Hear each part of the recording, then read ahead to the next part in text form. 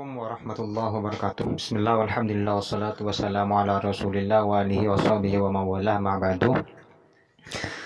Kali ini saya ingin menanggapi salah satu status Suginor Raharja, yang mana Suginor ini dalam satu statusnya di akun channelnya tersebut, dia itu nyinyir terhadap pandangan pemikiran dari yang terhormat Kiai Haji Ma'ruf Amin atau Wakil Presiden Republik Indonesia saat ini, yang mana Suginor dalam satu statusnya dia seakan-akan merasa benar atau menyalahkan pendapat Kiai Ma'ruf Amin yang menganjurkan tidak apa-apa berobat dengan barang yang haram, tentunya dalam masalah COVID-19 ini. Seperti apa statusnya? Oke, yuk kita lihat bersama-sama. Nah, dalam statusnya atau statementnya Kiai Ma'ruf Amin, beliau Ma'ruf Amin tak masalah jika vaksin corona tak halal dalam kondisi darurat. Ini sudah jelas. Namun Suginor langsung membuat sebuah status yang isinya, sudah sarapan Pak Kiai, sarapannya halal apa haram Pak Kiai. Ini adalah status yang memprovokasi.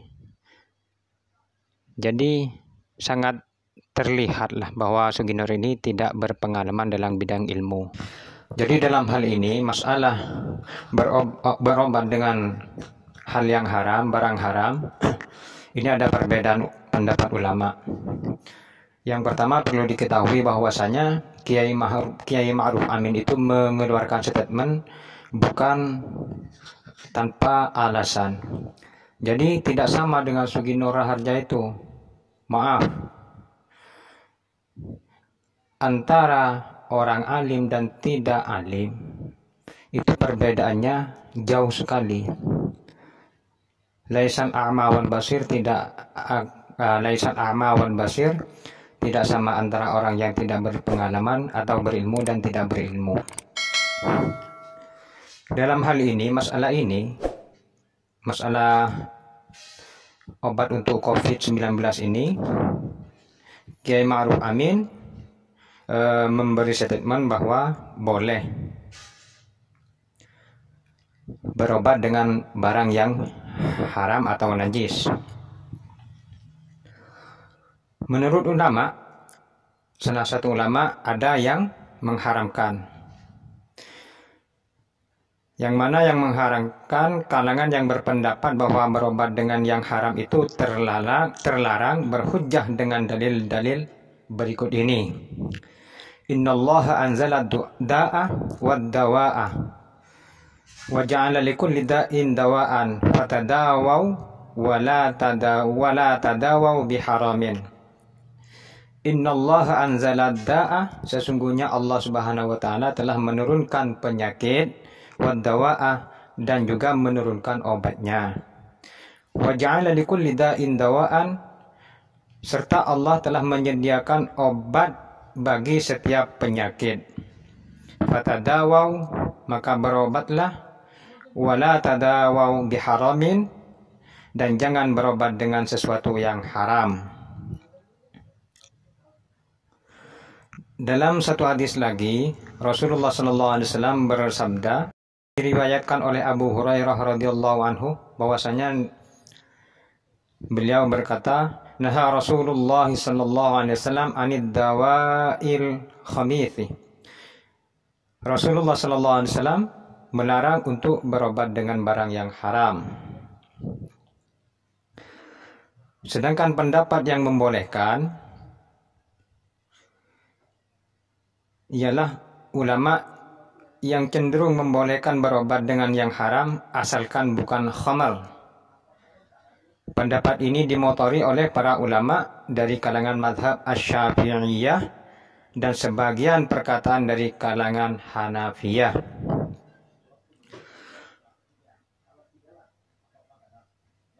Al-Imam Abdus Salam berkata, dibolehkan berobat dengan barang najis sekalipun jika tidak ditemukan di hadapannya benda yang suci atau halal, karena mencari keselamatan dan keafiatan itu didahulukan dari sekedar menghindari najis. Namun tidak dibolehkan berobat dengan khamar.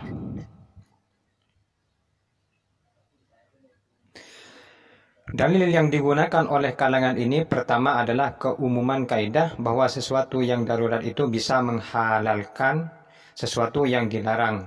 Firman Allah Subhanahu wa taala di dalam ayat suci Al-Qur'an, "Faman ittara ghaira baghin wala 'adin fala itsma 'alaihi.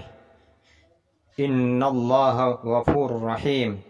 فَمَنِ اضْطُرَّ غَيْرَ بَاغٍ وَلَا عَادٍ فَلَا إِثْمَ عَلَيْهِ إِنَّ اللَّهَ غَفُورٌ رَحِيمٌ. Maka barang siapa dalam keadaan terpaksa, dalam artian terpaksa memakannya, sedangkan dia tidak menginginkannya dan tidak pula melampaui batas, maka tidak ada dosa baginya. Sesungguhnya Allah Maha Pengampun lagi Maha Penyayang.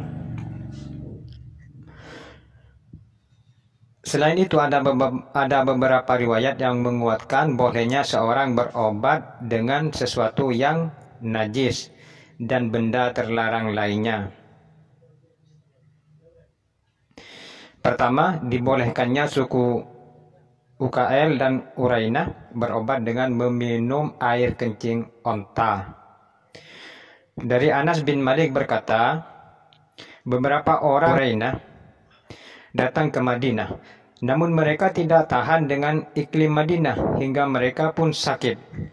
Beliau lalu memerintahkan mereka untuk mendatangi onta dan meminum air kencing dan susunya. Riwayat hadis Bukhari dan Muslim. Kedua, adanya sebuah riwayat dari Anas radhiyallahu anhu yang menyebutkan bahwa Rasulullah SAW memberi keringanan atau rukhsah kepada Zubair bin Al-Awwam dan Abdurrahman bin Auf ketika memakai kain sutra untuk mengobati penyakit kulit yang ada pada keduanya.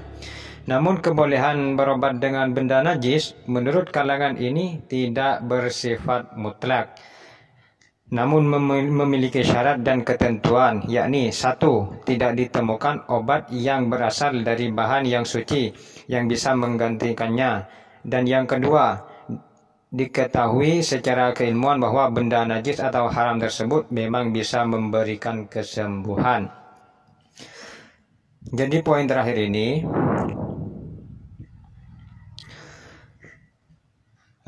masalah COVID-19 ini sampai saat ini masih belum ditemukan obatnya.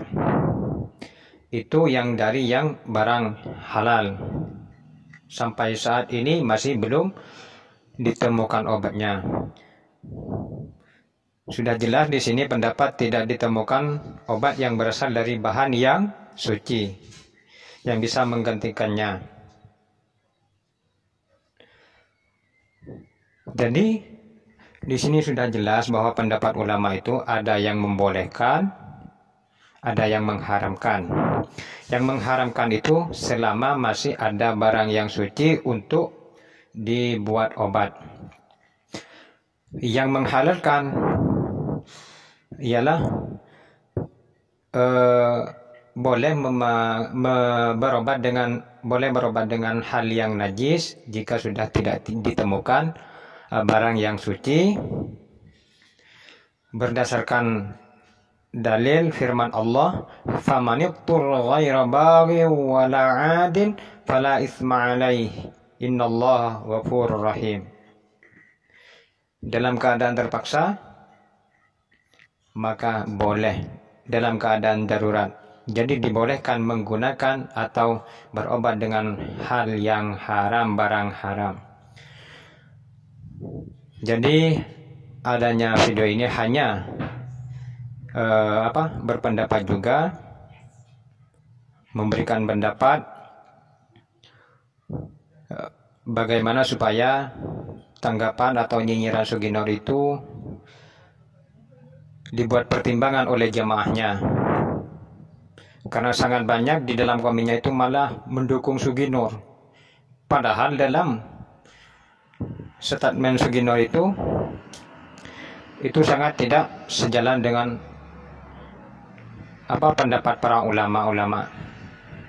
Sekian, semoga bermanfaat. Wallahu muwaffiq ila aqwamit thoriq. Assalamualaikum warahmatullahi wabarakatuh.